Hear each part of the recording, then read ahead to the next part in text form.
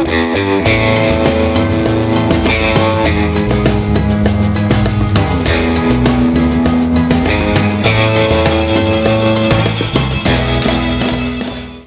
is this thing on?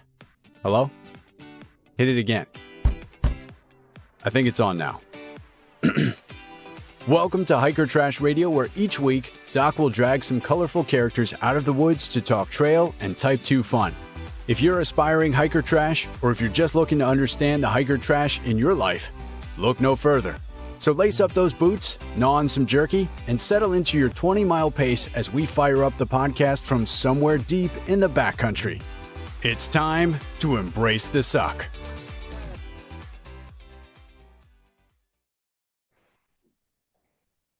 Welcome back to another week on the trail, dirtbags, hiker trash, and of course, good-smelling day hikers.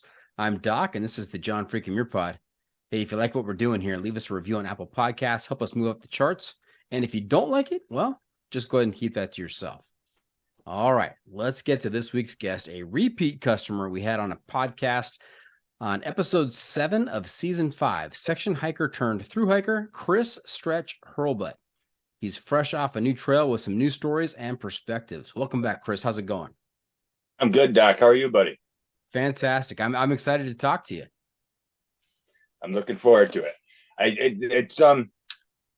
This was a big spur of the moment thing that I did, really, and for a few days leading into it, I was trying to get as much information, current information about it as I could, and nobody's really talked about the trail, the Florida Trail, that much, on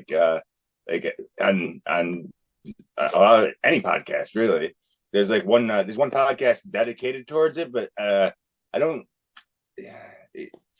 It's gotten a little wonky.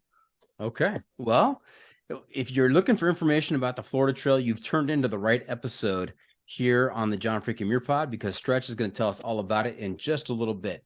Hey, Stretch, let's remind folks, how did you get your trail name? I just I'm 6'4", and my if you try to keep walking with me at my normal pace, you're going to feel like you're stretching all day long. So you were stretching people out there. They had to battle to keep up with you. Yeah, I mean, how it technically came to be was I don't remember what town it was, but it had just rained, and I was walking out of town with 2 people one morning, and we were going. I think it was Duncannon, during a section hike of mine, and yeah, it had to have been Duncannon, Pennsylvania. I was walking out of town with 2 guys, and on the bridge there was a whole it was fresh. It was a dirty bridge, I guess. There was fresh dirt all across the whole entire sidewalk of the bridge, and so you were leaving your footprints as you were walking through on the sidewalk over this bridge, and I was in front, and the 2 guys that were behind me were trying to keep up with my footprints, and they were one guy was I should call you hamstring or something like that, because I feel like I'm gonna blow out my hamstring trying to keep up with you. And I didn't care for that. That is, and I had been going by hamstring's a unique trail name. I don't think I've ever heard hamstring before. No, I know. I agree. I don't think I have either. I had been going by the name Spider before that, because I'm an early morning person, and I get a face full of spider webs usually, But yeah, I don't know. I outgrew that, I guess. Okay. Well, freshly dusted, dirty sidewalks. The street cleaner game must not have been strong in that particular town. It's you're walking over a big river, and it's really windy through there all the time. Mm-hmm. So, and yeah, it's just it's not a I don't know. It's just it's just one of those situations where there's a lot of stuff getting blown all over the place. Got it. Now, Stretch, since the last time you've been on here, you were here season 5. We're now in season 6. I've made a few adjustments, some upgrades, changed some of the segments around, kind of did a little bit of rebranding with some of our segments to make them more hiking related sounding. And so We've got something later on in the episode that used to be the pro tip insight of the week. We've rebranded that. That is now the hiking hack. And so The that's hiking hack. the Okay. hiking hack. Yeah. So it's the same concept. When we get to that point in the episode, Yeah. I'm going to ask you to share some of your trail wisdom to make our listeners' next outdoor Well, experience even better. I'm glad mine will work, and I'm glad mine will work in both ways. Okay. Fantastic. Trailblazers Toolkit. That's right. Trailblazers Toolkit, sponsored by the ultralight backpacking gear company 6 Moon Designs. I love to talk about gear. You know this, Stretch. And I love to hear about the most important item in my guest adventure gear. So, Stretch, if you're preparing for your next adventure and I was the one providing you with all your gear, what is the one specific piece of gear you would insist on being packed? Make sure you give me all the specifics and tell me why you got to have it out there. And again, this can be any type of item. It could be gear. It could be apparel. It could be a luxury item. So, Stretch, what is that item in your toolkit? I mean, for me, it's always going to be my shoes. Yeah, I wear Hoka Speed Goats, and yeah, I don't get blisters no matter what the terrain is, So I think on this on the Florida Trail, I went through 2 pairs, and the only reason I really wore out with a pair was because you're doing there's a fair amount of road walking on the Florida Trail, but so you're walking on shoulders of roads which are always swayed one way or another. So the back of your heel wears out on the inside of your shoes, depending on what right. I walk against the traffic. Yeah, I totally get that. I when I run, I hate running too close to the curb because it's cambered like that. It's kind of slanted. Yeah. I would try and kind of get to as close to the center as I can to get that level surface. And speed goats, I love speed goats. I picked up a pair of speed goats prior to my last half marathon and just absolutely love them. They're fantastic. Yeah, the mid arch, the arch is mid cushion support and everything is even after they've been worn for hundreds of miles, that you can still feel the difference than compared to other brands, in my opinion. Yeah, and they've got 0 break-in period. I mean, I put them on and ran 10 miles the next day, and it was just fantastic. Yeah.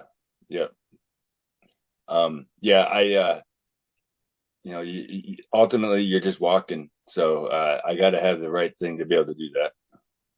Okay. That's It's the hiking pole.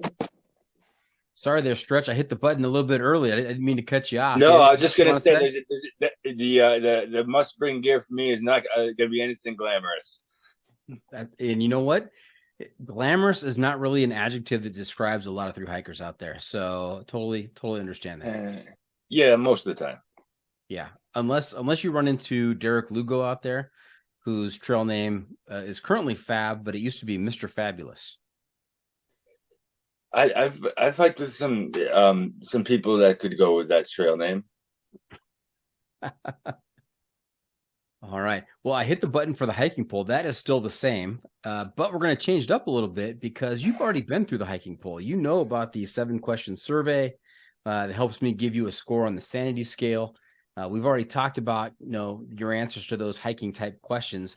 I have another set of questions though, and we're going to pull from that different set of questions, that second set of questions for your second time through the hiking pole. These are big issues facing our society today. In fact, we could spend an entire episode, maybe even a season upon the podcast talking about any one of these. So I don't want you to be nervous, but it's going to be fun. We're going to talk about some big issues out there, and I want you to explain your answer. Give me your answer and then explain it one way or the other as to why you chose that. I got it. All right. You nervous? No. Any idea what's coming at you?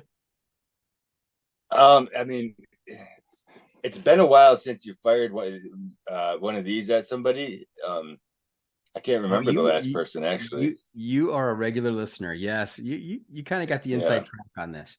Now, there is an automatic 25-point deduction because you have done the AT. So the highest possible. Yeah, I don't remember what I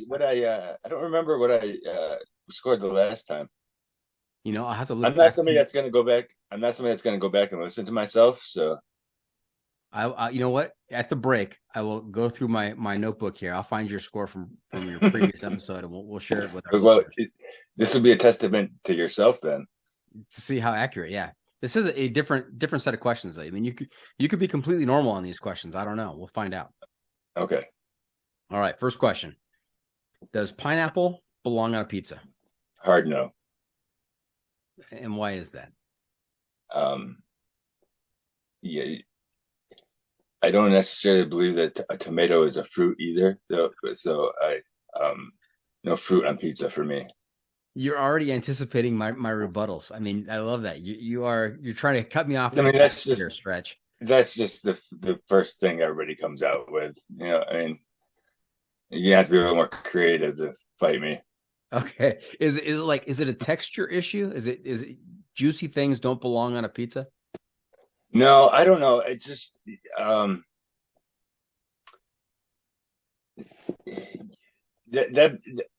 really like pineapple and I really like pizza. I just don't like them together. That's all.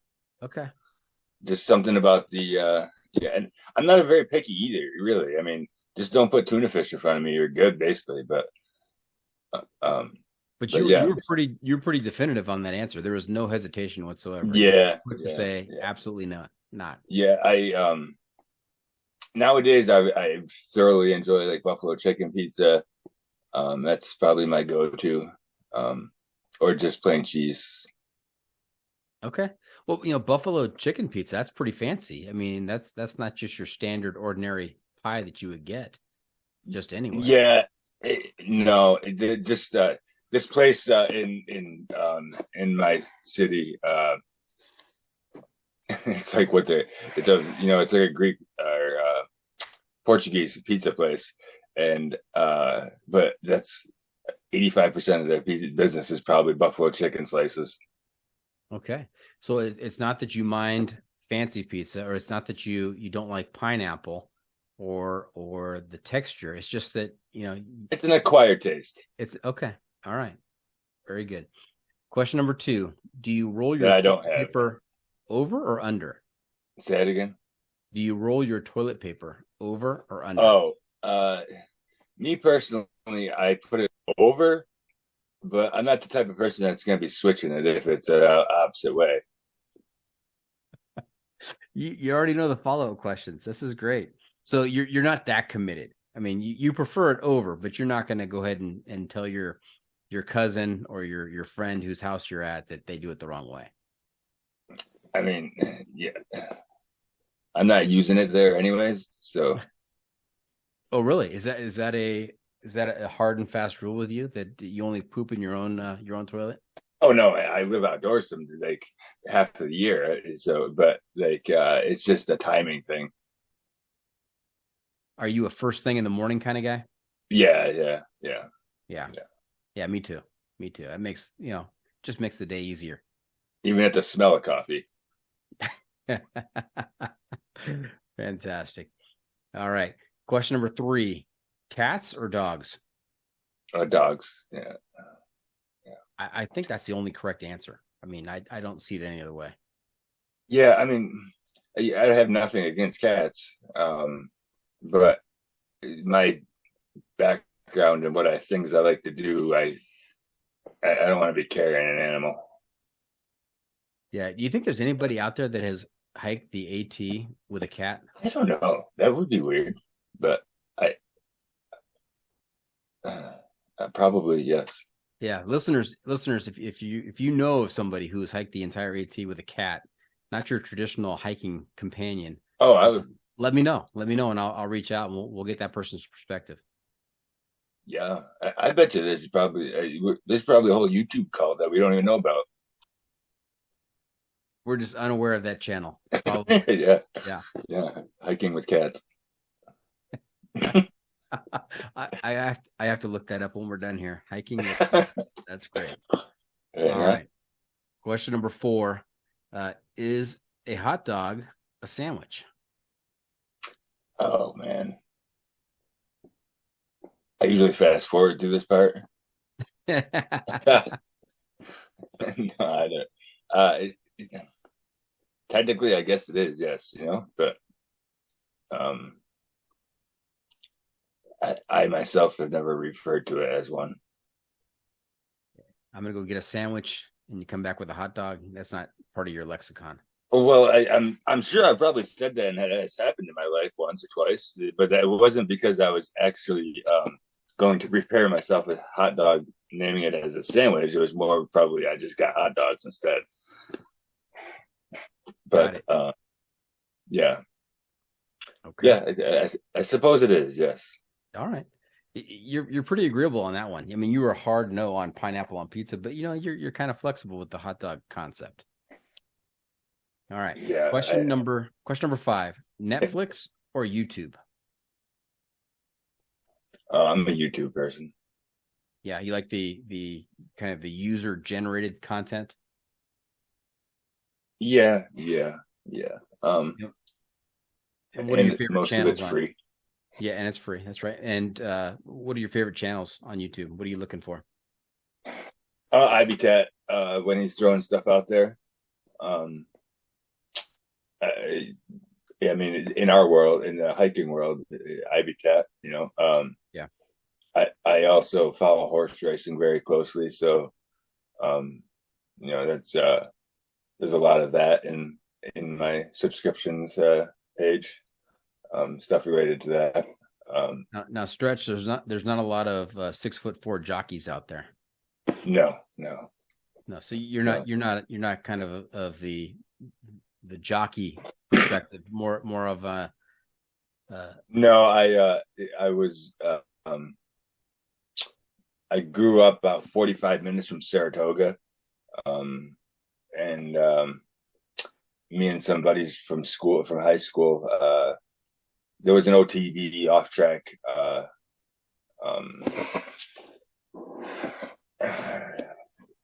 can't remember what the B stands for, banquet bureau or something maybe. But like within like 20 minutes of where we were, so like we didn't necessarily have to always go to the track to play the horses.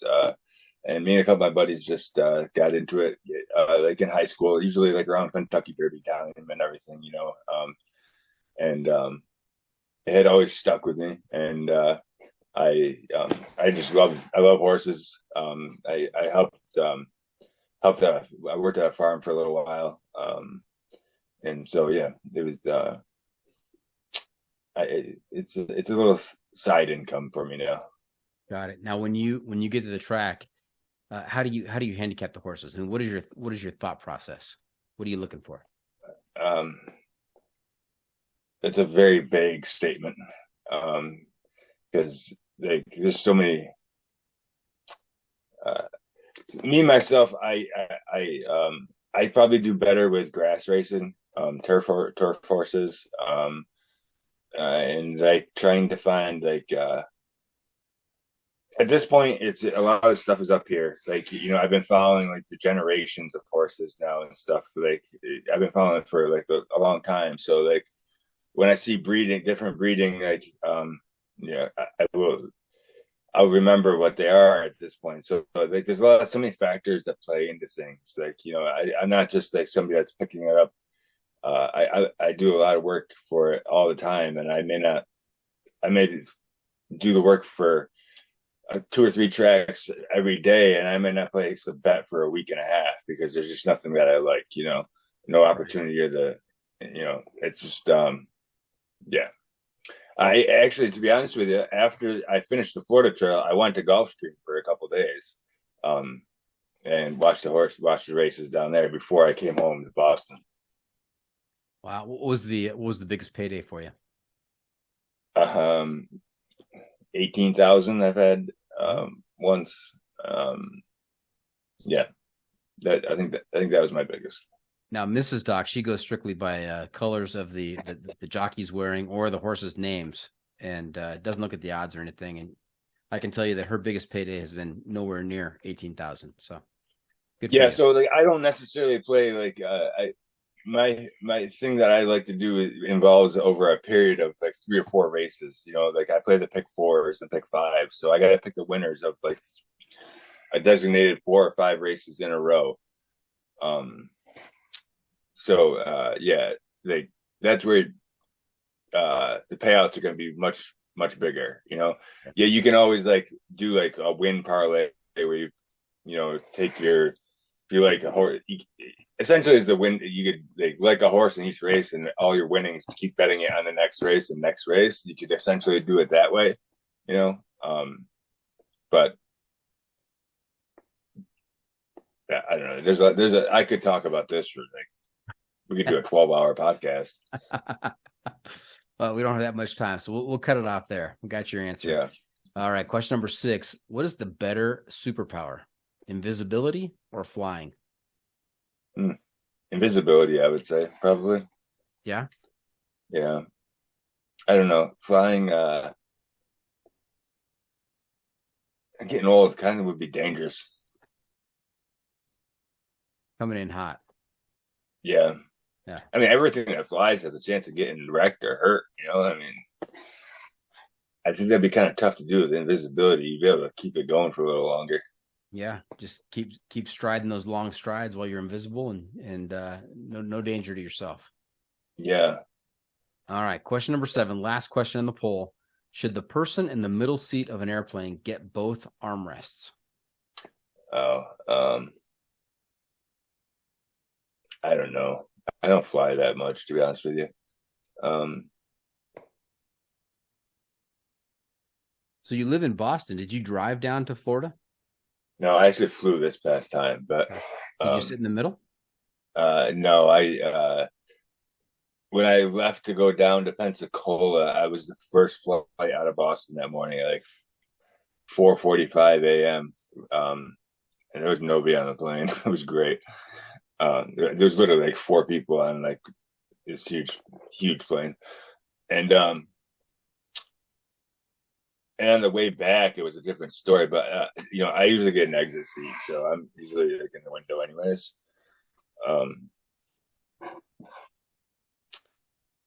Yeah, I don't know. I guess that's super situational. Like if it's like you get like a nice old woman right next to you, and she's like,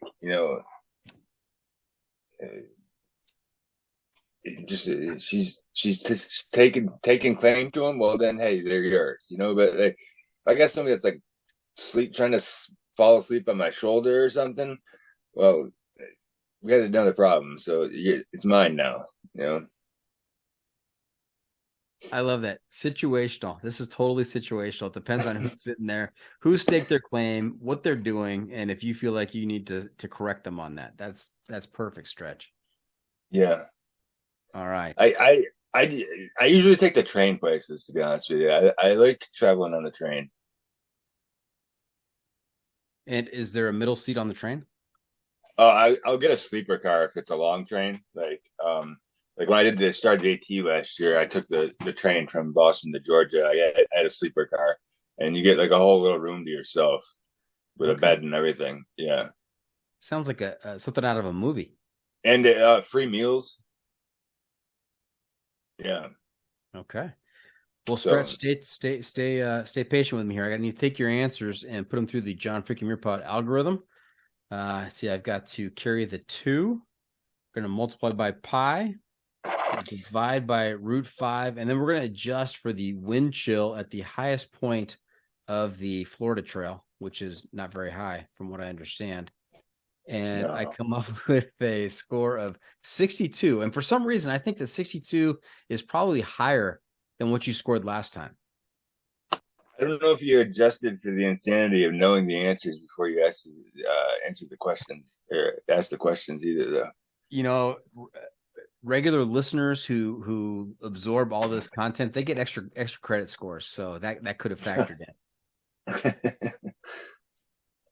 It's funny because nobody's gonna hear this for 10 or 12 episodes, but somebody like 2 episodes ago, when this is being recorded, I can't remember who it was. Names, I'm horrible with names. Spoons, maybe.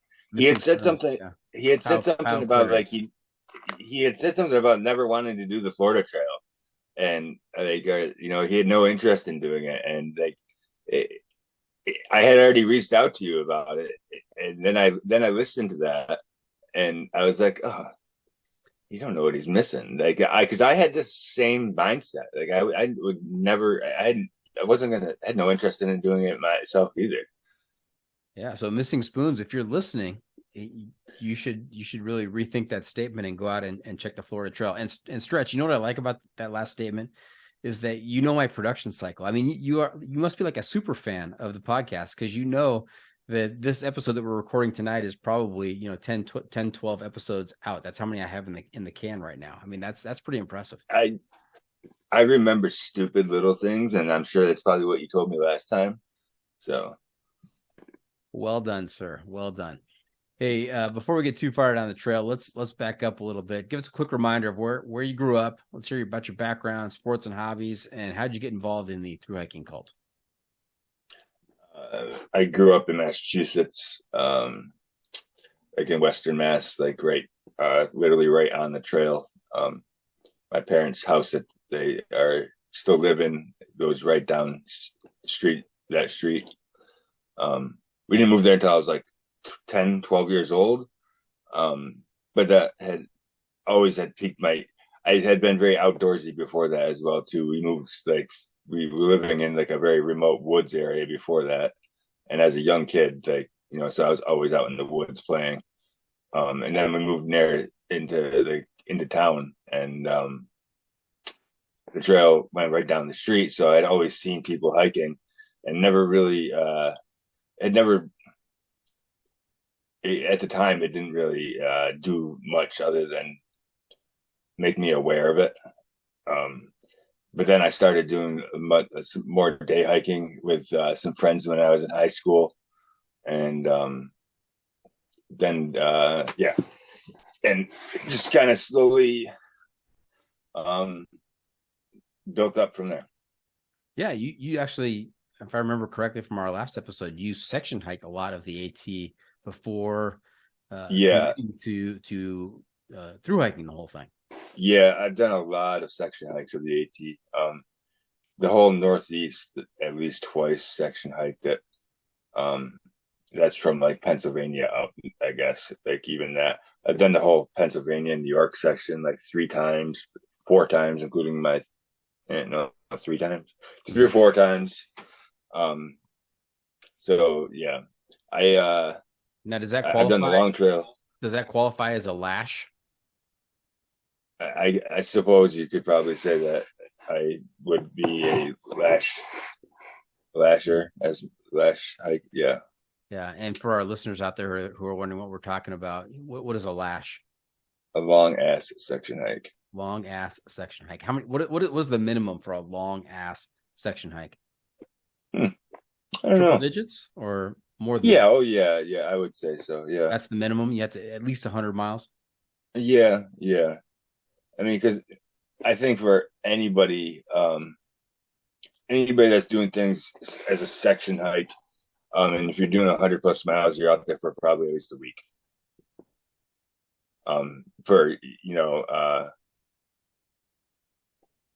That's probably more the rule than the exception. Of course, you're gonna have people that are gonna do it much, much quicker and stuff.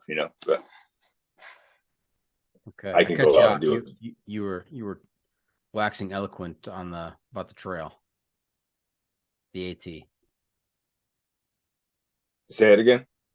I cut you off before I asked about the lash. You were getting ready to say something else about the Appalachian Trail, I believe. No, I was just I think that people 100 miles, like a lot of people, it's you're going to be out there for like a week, Mm-hmm. And that's probably the more the average than the exception, so anything that like you're going out for a week, I would consider a long section. Okay, all right. Now, Chris, any brothers or sisters? Yeah, I have one younger sister. And is she also a thru hiker? No. Is she a hiker? Period. No, she's just young kids. So yeah. And what does she think of your exploits? Does she think you're a little crazy, or is she supportive? Oh Or both? yeah. A little bit of everything. Okay. All right. Hey, Chris, I found your score from your last episode. Yeah. You wanna take a guess? 57. Ooh, that is close. You do have a mind for remembering little things like that. 53. Oh, okay. But I if it was the Price is Right, I would have gone over. So Yeah, that's right. yeah. All right. Hey, Stretch, what are you doing these days to pay the bills and finance your adventures? Oh, I'm self-employed. So yeah. You have to check with the boss when you take some time off? Yeah, unfortunately, I never really had my last couple of years of doing it, I've been able to not been able to completely shut down my work because I have a shipping component of it that has to be done. And I've had somebody to be able to do that for me. But that person's moving, so I'm not going to have that soon. So yeah, but in the past before that, like I would just it would go my store would go on vacation. Yeah. Okay. And you seem like you're being a little bit cagey. Do you want to mention what the business is, or no? Oh no, I just resell clothing, shoes online. Oh, that's right. I do remember that from last time. Yeah. Very good. All right. Hey, we're going to take a quick break. We're going to hear from the sponsors, pay some bills. When we come back, we're going to get down to some talk about the Florida Trail. And Stretch, you really built this up in my mind about how great the trail is. So I don't want to be disappointed. Stay tuned for that. We'll be right back. And welcome back. Let me try that again. I'll just edit the beginning of this. And welcome back. We were talking to Chris Stretch Hurlbut. Heard about his background. We went through a very fun hiking poll. Now let's get down to some hiking itself. So as we referenced in the first half of the episode here, you were a section hiker of the AT. You eventually thru hiked the AT. What year was that you thru hiked the AT? Was that last year? Yeah, last year. Yeah. Yeah. And how long did it take you? What was your start date and end date? Start date was May 10th, so it was less than a week ago. Last week. Or this week, a year ago this past week, and September 27th or 29th, one or the other. Okay, so like four and a half months. Yeah. Good pace. I mean, you obviously have referenced your height. You have a pretty big stride. What were you averaging in terms of mileage on the AT? Probably 25s, I guess would be right in the ballpark. Never really did less than 20s. So yeah.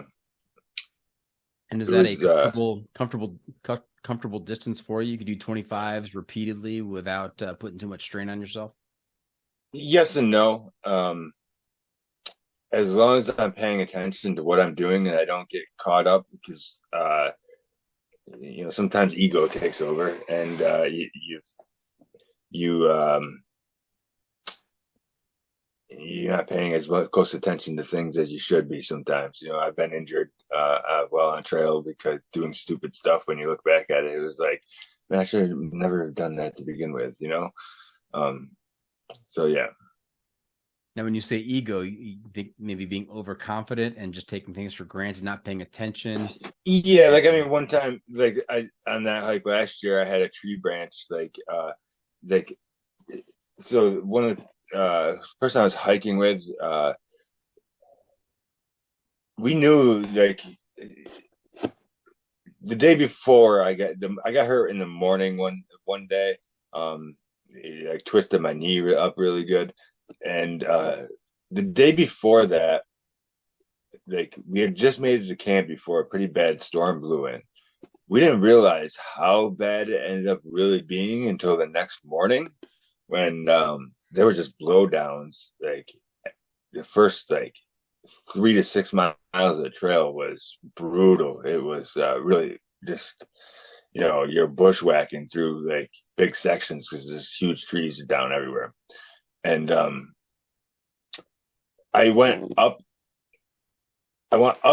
and around to go. I went uphill to go around a big blowdown, and as I was coming back down towards the trail, it was all loose leaves like on the side of the hill, and both my feet started slipping out from underneath me as I was like leaning up against the tree branch, and I wasn't really paying any attention to what was going on underneath me there below, like, you know, at my feet.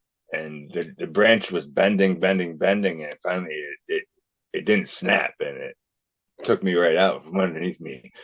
And yeah, so like I messed up my knee pretty good there. I had to wear a brace all the way. I don't think I took that brace off until I got to Maine. And once I was up in Maine, I started feeling well enough to not have the brace on again. But yeah.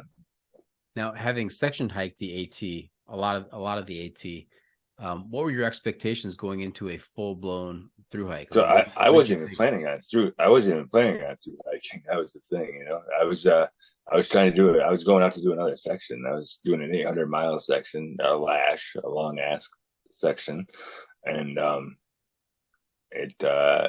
people, places, things. The next thing you know, I'm in Maine.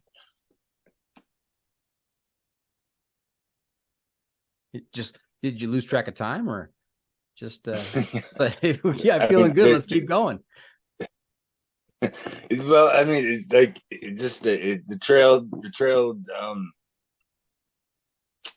Yeah, I don't know. It's I have the ability to, yeah, I had the ability to be able to do that if I wanted to, you know. So like I was hiking around with a group of people. I hate using the word tramily, but that's what we were. And you know, instead of getting off, I like when I was supposed to, just kind of kept going. And at what point did you realize that you were going to do the whole thing? Pretty right away. I mean, once I was planning on only going to Waynesboro, Virginia, and you know, once you're past Waynesboro, Virginia, it's like, you know, I can at least maybe take some time off and skip some things if I wanted to, but that didn't happen either. So, got it. All right. Now, how did the Florida Trail attract your attention? To be honest with you, like it was, I never really had much of a desire to hike the Florida Trail.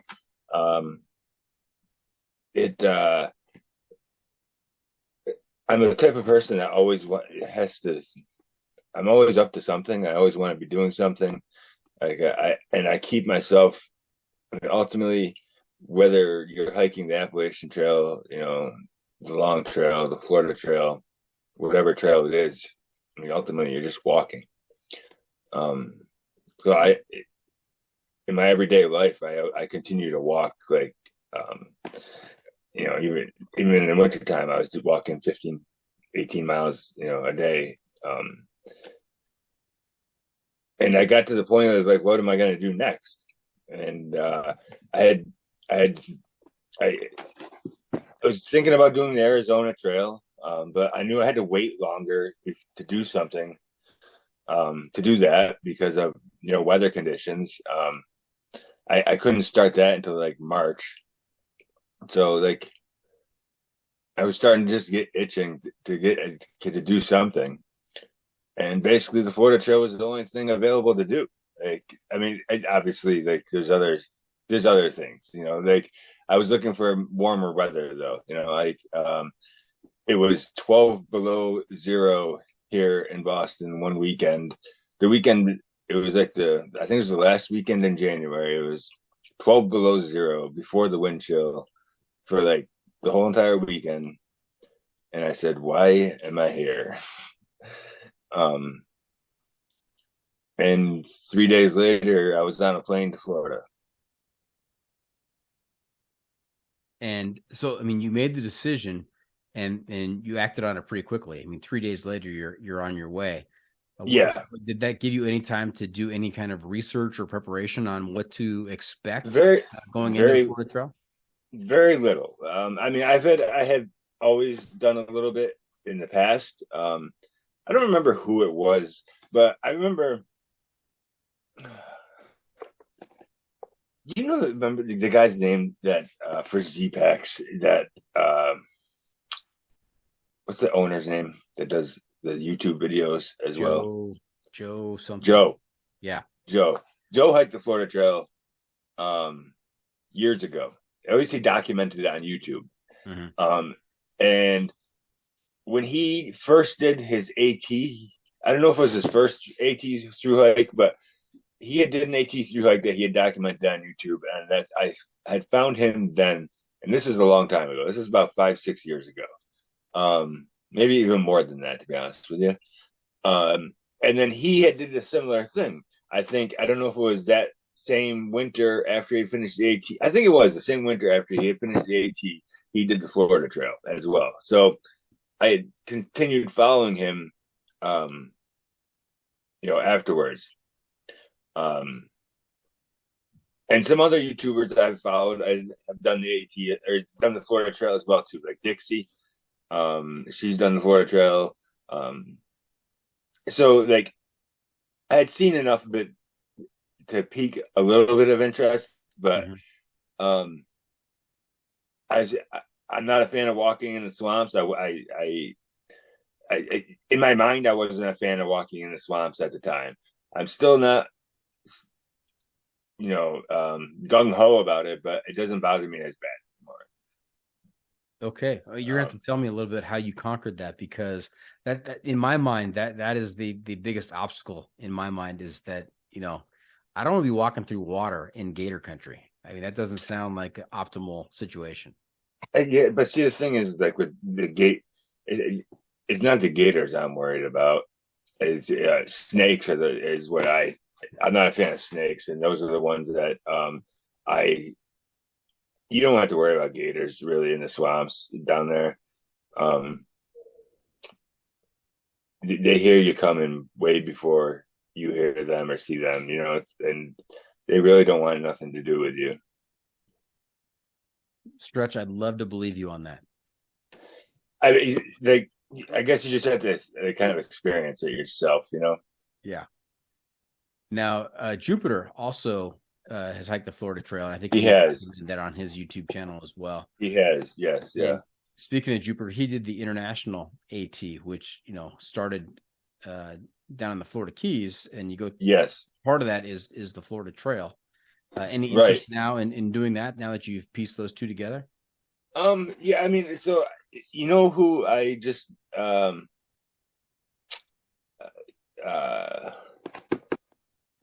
somebody else. I'm drawing a blank off the top of my head right now, but yeah, I mean, all I basically have to do is hike the Pinhoti Trail after it now, and it basically connects, all of it, and then some stuff like up past Katahdin, technically. So yeah, I mean, maybe we'll see. Okay, well, let's talk about the Florida Trail. What was your base weight going into the Florida Trail? I don't know, man. I don't pay attention to it. Were you closer to 60 or closer to 10? Oh no, closer to 10. Probably in the 20 range, I would say. 20 range. Okay. All right. Yeah. And tell us about the Florida Trail. What are the details? How long is the Florida Trail? So technically it's considered like 1,500 miles. But it's only about 1,100 to do a through hike. Because there are a couple different alternates, and so the mileage of everything is encompassed in their total mileage. Like you have to go east or west around Orlando, and you obviously are only going one direction, but they count the mileage for both directions in their total mileage. So, got it. Did you stop by Disney World on the way? No. That was one of the alternates. I did take a 00 in Orlando though. Because it was the college basketball weekend, and there was games. I went and saw Duke and Tennessee play. Oh, nice. Yeah. Now, what is the southern terminus of the Florida Trail? So that is technically at in the Everglades. Is the southern terminus in? Oh, geez.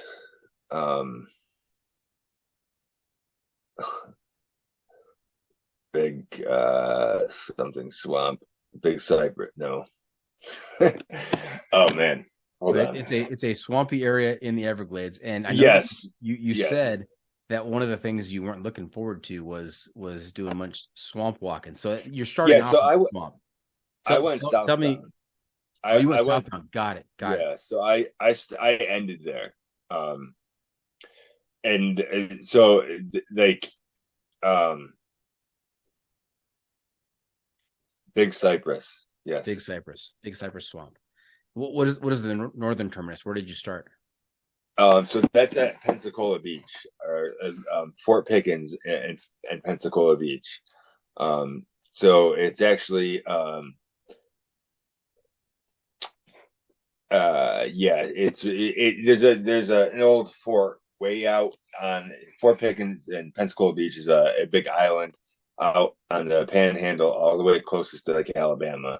And Fort Pickens is on the very, very tip of this island, and on the other side of the canal between there is like Florida and Alabama. Excuse me. So yeah, so to get out to Fort Pickens though, there's only one road to go in and out of there. So to start on the north end and go southbound, you have to get.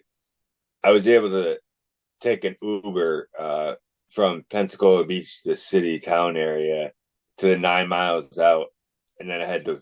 Then you're walking that right back into the town area. Yeah, very nice, very beautiful. It was so it was February. I flew down there on February 5th. I started on the 7th, I think, 7th or 8th, because when I got down there, it was raining for 2 days. So I just holed up in a hotel for a couple of days, and yeah, and set out once the weather subsided. Got it. Now, Chris, if I've got this right, you are itching to get back out on the trail. You're thinking, you're in the depths of winter up in Boston. You're thinking, how am I going to do this? Where am I going to do this? I want to hike Arizona, but it's still too early for that. It's still too cold out there. So you decide upon the Florida Trail because of its weather. You're not. Sounds like you weren't that excited to do it because you hadn't. It didn't sound like a real interesting trail to you, maybe. But take us through that. There's just a lot of road walking on the Florida Trail. That's just you have to know that going into it, that there is going to be a lot of road walking. Now that was just something that never appealed to me, but as I have been doing my daily walks in my regular day life of walking in the city of like 15 or so miles every day, I'm like, okay, well, I can, if I can do this here every day, maybe it isn't going to be as bad as I'm setting my mind to think it is. And it's kind of how it turned out to be. You can make some big mileage on roads, So, and all roads lead to somewhere. So when I first started, I may be like, I'm slowly dipping my foot into like FKT world. And so like, I thought was the Florida Trail FKT, putting this out into space now is probably going to make people like completely put it out of my reach. But at the time I thought like, wow, that's not too bad. Like, and so I just wanted my idea going into it was I'm going to push myself to see what I can do. Like, not necessarily going after any records this time, but I want to like see if I can get just on a first attempt, if I can get into that range, within a couple of days. And then I like, if I can go back and figure out, I'm like, okay, well, I can save time this here, do this, second time, et cetera, et cetera. Well, like day 2, day 3, your first couple of days on the Florida Trail going southbound, you're walking on beaches, you're walking through town, like boardwalk towns and stuff like that. And you don't really get to any kind of trail per se until like day 2 and a half. And, like within like 10 minutes of I'm in the woods, I tripped and like twisted my ankle. I'm like, oh, great. So here goes any chance of like, right out of the gate, like pushing myself. And but then I slowly realized like I was doing like 30, 35-mile days, just not even trying. Like with it's flat. You're in Florida, and you can kill some miles. You're going through a lot of towns. You don't have to. So the funny thing is, my first, like, I think at one point, it was my first 18th day or 20th day. I'd slept in a bed 14 or 15 of those days to start. Because of the towns?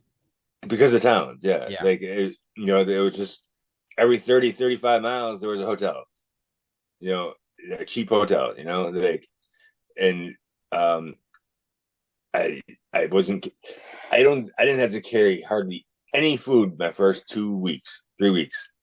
Like you could almost go like plan your day about your food and not carry anything at all. And so how many days did it take you? I think I was figuring that out before. I think it was 46. I think it's what I did.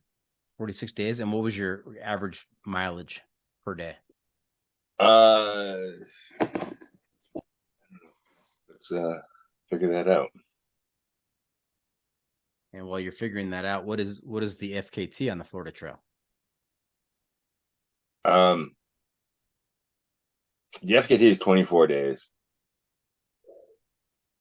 It's like 24 and a half days or something like that, which is like a 45-mile average a day. Mm-hmm. And so my average is not going to, like, it's 24, but that's not conducive to how I end up like changing things. Like I soon realized after I sprained my ankle that I wasn't going to be able to be like, it made my mindset change to more vacation mode than goal oriented, pushing myself. Yeah. So like I did some huge days, but then like I would there was so many cool different spots and areas you go through with so many different cool and stuff. Like I remember there was this one place in the Swanee River section, which is probably the most beautiful section of the entire Florida Trail. It's like it's probably one of the hilliest sections of the Florida Trail as well too. It's a lot of like up and down. So you're following over the Swanee River for days, like for 2 or 3 days. And like right in the middle, there's a music themed campground. And I happened to get there on a Friday night. And like at this point in time, I was putting away some serious food as well too. I had like 2 dinners and like a 6-pack, had live music, and it only cost me like $24, like $25. Like so you're still getting some like you're in a lot of small towns in Florida, so you can still find some like good, cheap Southern hospitality, and like right. It was there's a lot of different things that I wasn't expecting. I just wasn't expecting for it to every little town, every little thing was just like I was pleasantly surprised and like had positive things about. A lot of hidden gems on the Florida Trail, sounds like. There's there's a lot of, there's quite a few trail angels I met. They have like Facebook groups that the trail angels are very active in, especially about leaving water, and they have they got a water cache list of like where there will always be water there for people, basically, because there are some sections where water is tough down there. But yeah, it's becoming more and more popular, and they're like from both sides of it, from a hiker standpoint and from like the the community standpoint of it as well too. Now, Chris, you put it out there in the universe a little bit earlier about maybe doing an FKT attempt on the Florida Trail. Now, 24 days of consecutive 45 miles per day. That sounds pretty big. That sounds pretty monumental. Yeah. Like, I mean, that's I never said that I don't know if I could do that, but to me, in my mind, it still feels like it could be attainable to me. Mm-hmm. You know, like it's not one that's like just so ridiculous that I know I'm not going to be able to do. You know, like who was it that just did the John Muir in like 72 hours? Jeff Garmeyer. Yeah, like legend, right? Yes, I could never do that. I could like 370-mile days. I know I could never do that. Like, so that to me is just no. I'm not going to be able to do that. So that's out of the question. Mm-hmm. You know, like where like this one is a little more attainable in my mind still. You know, like I'm not getting any younger, obviously, but I did a handful of 45-mile days while I was out there. You know, because I always had that number in the back of my head. You know, right. So like. I did probably at least 4 or 5 of them. Like, so it's not, I know that I know that I can do it. I just don't know if it's, if I can string 25 of them together. Yeah. There's a lot of variables there, right? I mean, each day you have to take on its own merits and anything can happen on any given day. But if you're able to keep stringing them together, I mean, that you feel like that could be a possibility then. Yeah. We'll see. Yeah. I don't know. I mean, okay. By the time I get down there in the winter of this year, somebody will probably already like it'll be down to like 20 or something. All right. Well, we'll wait and see. You have to take us through though the swamp section. I know you weren't looking forward to that. How did that go? And was it better than you expected or worse? So there are like technically like 2 swamp sections on the Florida Trail. For me, going southbound, when you're going southbound on the Florida Trail, technically you're going east for the first half of the trail because you're walking east on the Panhandle. And once you get basically all the way into the Panhandle, there's a section called Bradwell Bay, which is your first, like, kind of the first swampy section of for somebody that's going my direction, the direction that I went. It was pretty dry down there for the most part. All like in the first month I was there, or in that first week I was there, it rained on me. The 2 days that I first got there, I didn't hike. It didn't rain again for probably like 3 weeks. Maybe a sputter in the middle of the night or something, but nothing that you think is typical for Florida, where you think of like afternoon showers. It just wasn't happening. But once you get to Bradwell Bay, the ground did start becoming wet in some spots, which the trail was wet, and then I knew it was coming.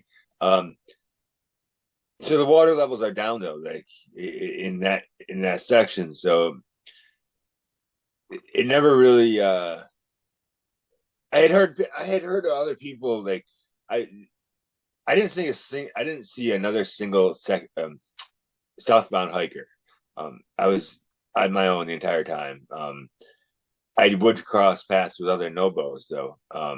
And before I was getting into Bradwell Bay, they had been talking about, it was up to my hip, this, that, I'm like, okay, but like one person's hip to me is more like just above my knee, so, and that's kind of all it was. Like I was never above knee, in Bradwell. So, snakes and, and going southbound, that's like the first area that you may start seeing gators as well too. Maybe a little bit before that, I can't remember. In that general vicinity, like in the very far out, like western end of the Panhandle, which is the beginning of going southbound, there's not really there. Gators are like a little less out there. But so I don't know. I once Any I realized any like snake or gator encounters? yeah, snakes. I saw plenty of snakes. There's snakes everywhere down there, which I am not a fan of. But um, yeah, it's yeah. For the most part, I just don't like when they don't move, and they hold their ground. And I had one. I wasn't even in the swamp area. Like one that just would not get out of the way, and I had like palms all. I mean, the trail was really tight right there, and the thing just would not move off the trail. Like I literally had to pick up dead palms off the ground, and because they were longer than my hiking pole, so I was trying to move the damn thing out of the way, and every time I did that, he slithered right back into the middle of the trail, and yeah, little bastard. But in the swamps, they usually take off. You think there's a YouTube channel out there, Hiking with Snakes? Hiking with snakes? No, probably not. That would be another one of those things, though. Like, who knows? Somebody may have done it. Yeah. Who knows? And so, how about the swamp down towards the southern swamps? Yeah, down in the southern end, those are much more your typical thinking like swamps. The Breadwell Bay, because I guess like it's always going to be different depending on how much rain they've had recently in that section. But the swamps down in the Everglades are always going to be swamps. So in Breadwell Bay, the water is pretty clear as well too. So you could see mostly everything. Well, down in the Everglades, all the water is not clear. So that was a new element to my mind that I had to deal with. But you're still not really. Nothing was ever really that deep for me. I was never really above the knee was like the most common. A knee or right around kneecap height was most common, but nothing was really. Not I can remember once or twice where the water was up close to my shorts. So yeah, and to be honest with you, the other thing is, so I had to go southbound is because when I had no rhyme or reason I had the traditional ways to go northbound, but when I was getting ready to my spur of the moment decision to do that, they had a prescribed burn going on down in the Everglades section where the trail was, so you couldn't start down there at that point in time, and they weren't telling you when they were going to finish doing that. So I just said, screw it, I'll go the other way. And so when I got down there was a lot of areas in that area that I was going through that had just been recently burnt as well too.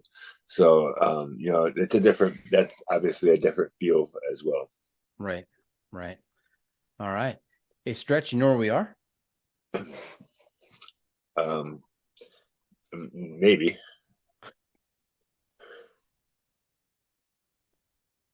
Hiking hacks. I think you probably knew that. We're at that time of the episode where you get to share some trail wisdom in the form of a hiking hack with our listeners to make their next outdoor experience even better. What kind of advice do you have for our listeners, Stretch? So one thing I would on this trail, I learned something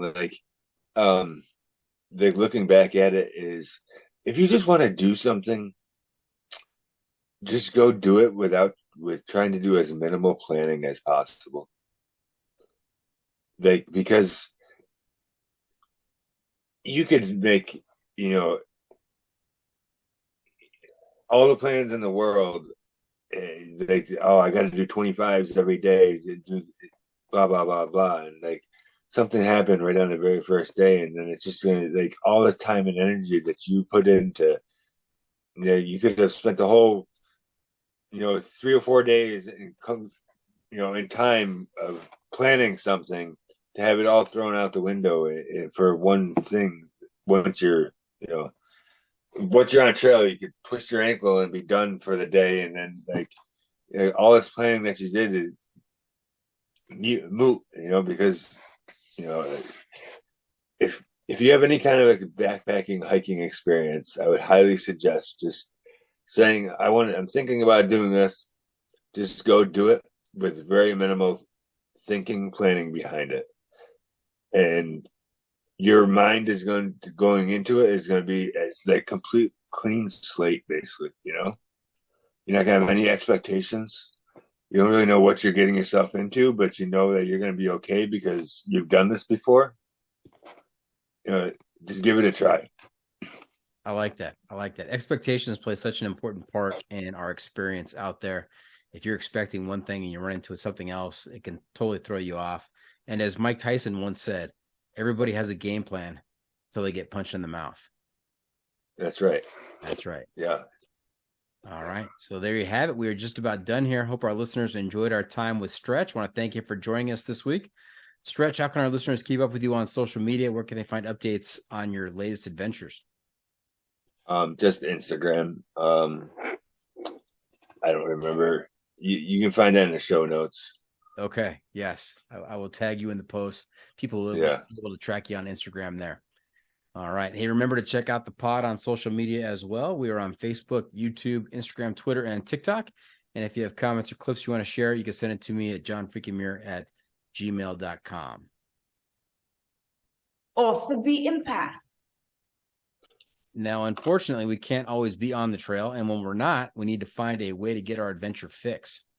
So, Stretch, I'm going to ask you to share some outdoor adventure media with our listeners to help them get by. This can be a book or a movie or a documentary. We call this segment Off the Beaten Path. What do you have there? So this is I can't believe that maybe somebody has said this before. And I thought about this after the last time I said it. So there's a webpage called sectionhiker.com. I don't know if you're familiar with it, Doc. But so the guy's name that runs the website is Bill or Paul or something like that. But anyways, he does a excellent job of everything that he puts up on this website. He sends out a weekly email newsletter every Sunday afternoon, Sunday evening. And it's got so much useful and great information in it every single week, whether it be gear reviews or he gets a ton of free gear and he'll try it and gives his opinion on it, or ratings and stuff from outdoor companies. Different, all different tips and tricks, about 7 to 8 topics every single week in his weekly email every Sunday. And the website has all just sectionhiker.com. Okay. It's great. Absolutely great. Sectionhiker.com. When we're done here, I'm going there and I'm signing up for that newsletter. That sounds awesome. Yeah. Great information. And it's always nice. It's Sunday night. I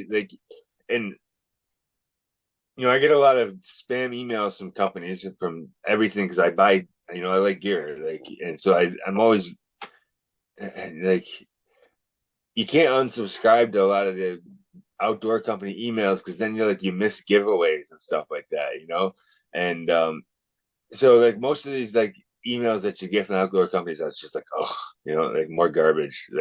But every Sunday when I hit that email, it's always usually at least one good thing I get out of it every single week. And I can't say that about many other forms of information, Stretch, you got me convinced. I'm doing it. So there you go. Thank you. And I'm not paid for anything. Have we not asked you? He said if you missed that, he said he's not paid to represent them. That's his honest opinion. But that was Half Calf that is asking, what have I not asked you? This is one more segment, our last segment. What did we miss tonight that you really want to tell us about? I don't know. TBD, I guess. I don't know. I don't know if I'm going to be doing any more hiking this until later, like in the year, like maybe in the winter. I don't know if I may do some like weekend trips, but I may be dipping my toe into some bike packing. Okay, nice. Yeah. All right, we'd love to hear about that. I've talked to a few bike packers, and they have interesting stories. Yeah, I like the gear is basically all the same except for the bike and everything. So like I've been looking at doing the Gap and C&O Canal towpath. It's the Gap Great Allegheny Passage from Pittsburgh and C&O Canal towpath. It's 300 something miles from Pittsburgh to Washington D.C. Okay. I don't have a bike. I'm in that process. Obviously, I have all the gear and everything. I'm just looking for a new adventure. My shoulder, I got a little issue going on in my shoulder that it doesn't really bother me when I'm on trail. It more bothers me when I'm off trail, to be honest with you. Just looking for another new form of adventure. I know it's something I can't. I'm certainly I could think of a lot worse things to be doing than maybe hopping on a bike and pedaling. And you can get away from those snakes quicker on a bike. So yeah, well, see, the thing is, like, my plan was, I was thinking about doing it. Because there's a couple companies you can rent bikes from, like in Pittsburgh and DC, but stupid holidays, everything was all booked up, so I couldn't. You do that option. I was looking at doing it at the end of this month, like Memorial Day, like first week of June or so. But that's still, cheating. It's cheating if you use an e-bike. Stretch. Don't use an e-bike. No. I wouldn't do that. Like, no, because like you have those things can't go 300 something miles, right? Like, I mean, you're gonna have to stop, charge it, and you need a serious solar charger. Yeah. Yeah. I'm not too familiar with all that stuff, anyways. Yeah. Me either. The new bikes. Yeah.